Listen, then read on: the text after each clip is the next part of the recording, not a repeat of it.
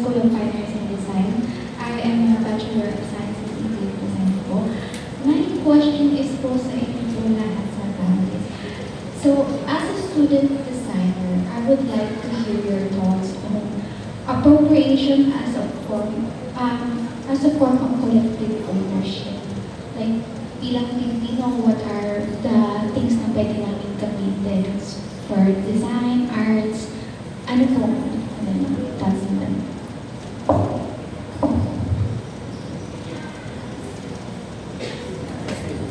Sige, ako na lang sasagot. Thank you so much for that question. Basically, as I said earlier, culture, especially using the indigenous materials, is not that exclusive. We also wanted to share it to the world. But kasi yung iba, masyadong abuso. Alam niyo na. Kasi in line with our national laws and also with our local and regional laws, that we have NCIP, we also have Indigenous Peoples' Rights Act of 1997, where nakastipulate dyan yung cultural integrity. When we say that, we also wanted to share, but we must all sharing kasi it would also cause harm for the indigenous communities. Like, for example, I just set an example with Catherine Murray.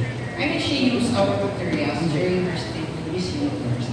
And it's very okay with us kasi pumunta siya mismo sa Lexington to ask for the, alam mo yun, from our elders, kung pwede pa gamitin itong mga like nila. So as you can see naman, di ba, may mga tinalak siya ng gala. And secondly, for now, we are also advocating for cultural appropriation. Kasi nga, everything, you can just have that online. Alam niyo yun, pag sa Google alone, Taboli, Tanaka, andyan na ang lahat ng designs.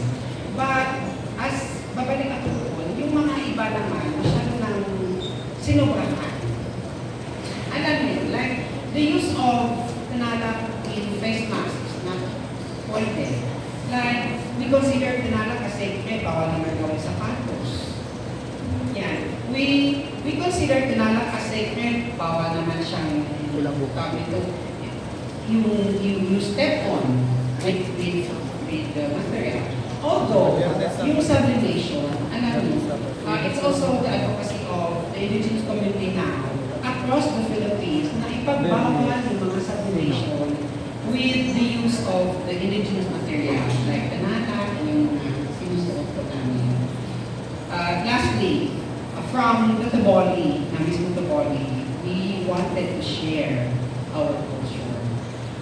If like yung mga young designers like you, we also have office, the National Commission on Indigenous People, where you could also ask permission.